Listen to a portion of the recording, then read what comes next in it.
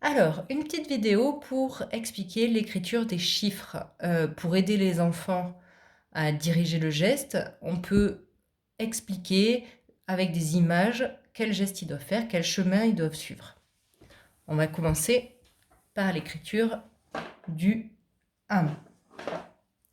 Pour le 1, moi ce que je leur dis, c'est que on peut monter pencher comme si on remontait la pente d'un toboggan à l'envers, et on fait un stop, et on descend tout droit, comme si on tombait d'une échelle, qu'on redescendait bien verticalement. Je remonte, je monte la pente du toboggan à l'envers, stop, et je tombe de l'échelle.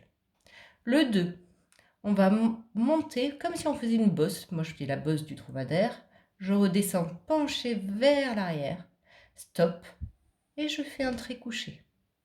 Pour le 3, je fais en avant un petit ventre et un gros ventre. Donc pareil, hein, stop, un petit ventre, stop, je repars sur le même trait, un plus gros ventre. Le 4, on va faire un trait vertical comme si on faisait un L et un trait couché. On lève le crayon et on refait un trait vertical qui croise le trait couché. Ok, donc là, trait debout, trait couché, je ne lève pas le crayon, puis je lève le crayon pour faire la barre du 4. 1, 2, 3, 4, le 5. Alors le 5, c'est important de commencer par le trait vertical. Stop, je pars comme si j'allais faire un L encore, sauf que je vais tourner en gros ventre. Je lève le crayon et je fais un trait couché. Je le refais ce 5 parce que c'est celui qui pose le plus de problèmes aux enfants. Petit L, en avant, tourne en gros ventre, revient vers l'arrière, lève le crayon et le trait couché. 1, 2, 3, 4, 5, 6. Le 6. Je me mets en haut. Je vais repartir en arrière comme si je faisais un C. Et je vais enrouler. Cette lettre C, elle est très importante. Elle nous permet de faire le 6, le O, de nombreuses lettres. Donc, en haut, en arrière, et j'enroule. Le 7. Il est facile, il faut juste pas se tromper. Il faut bien partir vers l'avant couché, stop.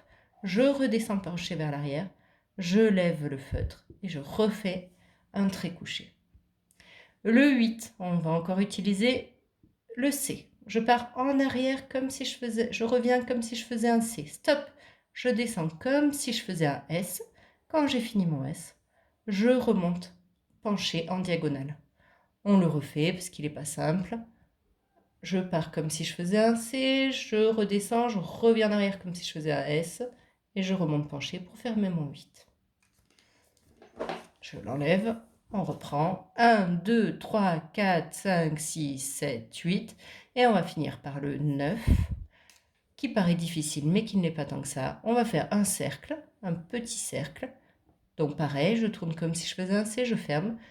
Je lève le crayon et je vais caresser mon rond comme si je caressais une joue, et je descends, je tourne et je reviens vers l'arrière. C'est comme s'il y avait un cercle et un J qui caresse le cercle. D'accord? Donc je reprends, j'ai mon cercle, je caresse, je redescends comme si je faisais un J.